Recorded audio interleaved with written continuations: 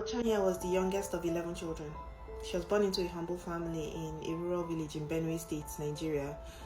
Life in the village was not easy, but like most Nigerian parents, hers just wanted a better life for their kids. Then in 2011, the only primary school in the entire village shut down. Teachers had not been paid for a while, and there were no other options for education, so Ochanya's future hit a dead end. She was just 6 years old at this time.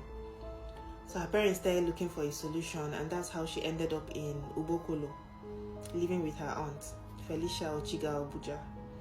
Felicia was married to a man named Andrew Obuja, a lecturer at Benue State Polytechnic. Their home had running water, there was electricity, and there was access to good schools. On the outside, it looked like a chance at a brighter future for Ochanya. So at age 8, Ochanya moved in. According to reports, it was Andrew's son, Victor Obuja, who started the abuse on Ochanya. He was assaulting Ochanya frequently. He was a university student at the time, and when his sister found out what he was doing to this little girl, she ran and told their dad, expecting him to do something about it, but Andrew did not stop it. Instead, he started doing the same thing to Ochanya, sexually assaulting this little girl, a father and a son, in the same house. Ochanya didn't tell anyone. She was just a child. She was far from home. She was surrounded by adults who were either hurting her or doing nothing about it. Her aunt Felicia, she was there the whole time. She claimed that she never knew. The courts did not believe that later. Neither did the internet. Because how do you live in the same house with a child for 5 years, being assaulted by 2 different men, and not notice that something is deeply wrong? By the time Ochanya was 13, the damage to her body was severe. She had developed VVF, a medical condition caused by prolonged trauma. She began leaking urine uncontrollably. She was falling sick. She was having infections. And that's when the Obuja family finally involved her parents. They rushed her to the hospital, but it was too late. Ochanya died on October 17, 2018. Doctors were horrified. Her medical reports showed signs of long-term trauma.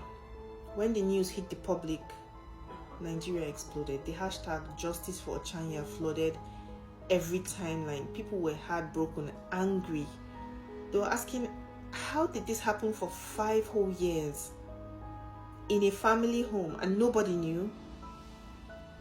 Andrew Obuja was arrested. His son Victor vanished. He's still a fugitive to this day. But despite everything, Andrew was acquitted in 2022. The court said that there was not enough physical evidence tying him to the case. No proper medical exam had been done before she passed, so he walked free. The only person convicted was Felicia, her auntie, not for doing anything directly, but for failing to protect a child in her care. She got 5 months in prison. 5 months, not 5 years. She got 5 months in prison for 5 years of silence. Ochanya's name still stirs something in people because this wasn't just about one girl. It was about every child whose pain gets ignored. Every child who cries out to adults and they don't listen. Every adult who looks the other way. Every system that says we need more evidence when the evidence is buried with the victim. She didn't live very long. But her story shook Nigeria. I don't know if it changed anything, but it shook Nigeria. Ochanya deserved to grow up. She deserved justice, and she deserved better than this.